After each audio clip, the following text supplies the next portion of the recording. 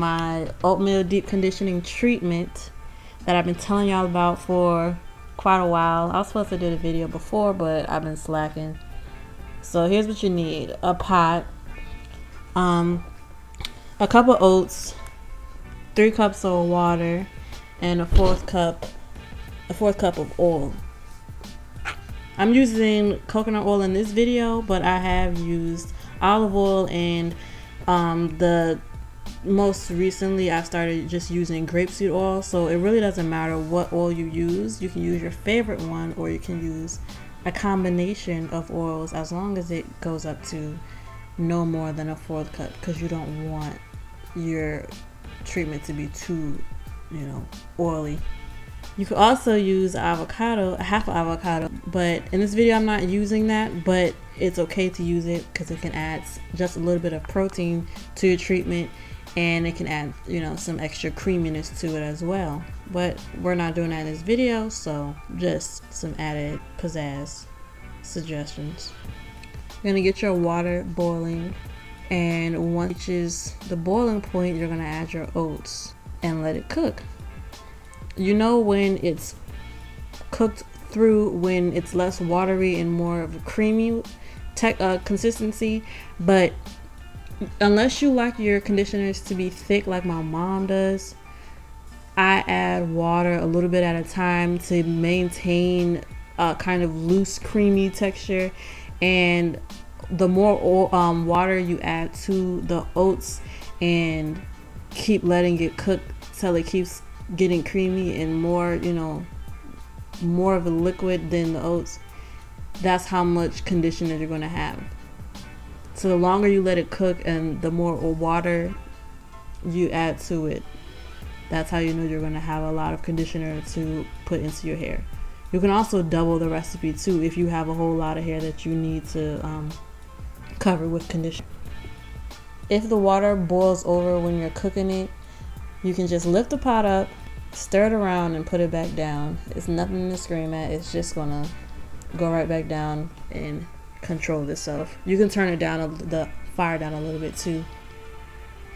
Once your conditioner is all cooked, you're gonna strain it into a bowl.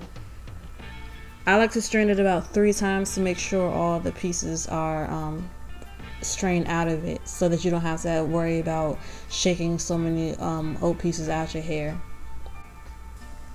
And this is just showing you the last straining. I think this was the 3rd time I did it, and I just wanted to make sure that all the pieces were out of the cream. Once it's completely strained, you're gonna add your oil and stir it around. I didn't think that the oil would mix or blend with the oatmeal that well, but surprisingly it did. So as long as you stir it around really good, it'll blend into the mix. And once that's done, you just let it cool down until it's warm, and then you put it into your hair.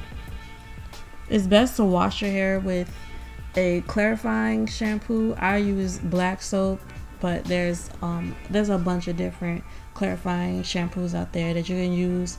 And once you shampoo well, you don't dry it at all. You just immediately put your warm conditioner into your hair and saturate it very well, and cover it with a plastic cap or a plastic bag, and let it sit for at least 45 minutes. I let mine sit in for a couple hours to let it to really soak into my hair really good, and I just find something to do around the house. And I think it gives better results when you let it sit for a while too.